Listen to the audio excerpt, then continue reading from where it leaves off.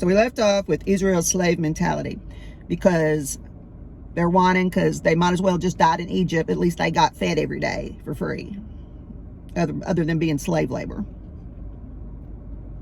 They whined about to Moses, well, you know, we had died by the hand of the Lord in Egypt when we sat by the pots of meat and ate bread until we were full. You brought us out in this wilderness to kill this entire assembly with hunger, because they don't have any clue how to live outside of the slavery. Then the Lord said to Moses, behold, I will cause bread to rain down from heaven for you. The people shall go out and gather it, a day's portion only, every day, so that I may test them to determine whether or not they will walk in obedience to my instructions. And it shall be that on the 6th day they shall prepare to bring in twice as much as they gather daily, so they will not need to gather it on the 7th day, because that's going to be the Sabbath, the resting day.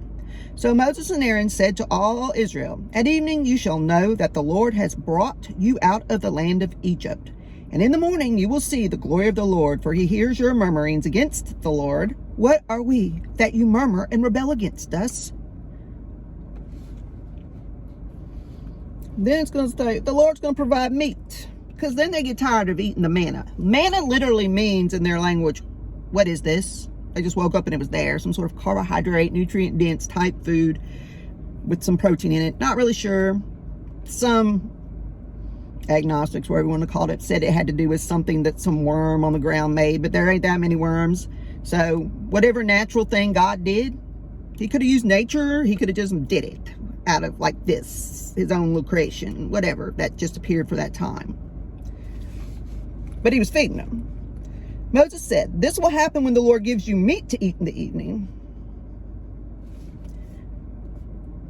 and bread enough in the evening, and in the morning enough bread to be fully satisfied, because the Lord has heard your murmurings against him. For what are we? Your murmurings, your grumblings, your whines, your complaints are not against us, but against the Lord. Then Moses said to Aaron, say to all the congregation of Israel, approach the Lord, because he has heard your whining, murmurings, grumblings, complaints, as if you think he can't hear you. So it happened that as Aaron spoke to the whole congregation of Israel, they looked toward the wilderness, and behold, the glory and brilliance of the Lord appeared in the cloud. Then the Lord spoke to Moses, saying, I've heard their murmurings. We call it whines and complaints nowadays. Of the Israelites, speak to them, saying, at twilight you shall eat meat, and in the morning you shall be filled with bread, and you shall know that I am the Lord your God. So in the evening, quails came up and covered the camp, and in the morning there was a blanket of dew around the camp. When the layer of dew evaporated on the surface of the wilderness, there was a fine, flake-like thing, as fine as frost on the ground. When the Israelites saw it, they said to one another, what is that? Literally, the word manna. For they didn't know what it was. And Moses said to them, this is the bread which the Lord has given you to eat. Then the Lord has commanded, let every man gather as much of it as he needs for the day. Take an omer for each person, according to the number of people each of you has in his tent. Don't hoard. The Israelites did so, and some gathered much of it, and some only a little. When they measured it with an omer, he who had gathered a large amount and no excess, and he who had gathered little had no lack. Every man gathered according to his need, family size. Moses said, let none of it be left overnight until the next morning.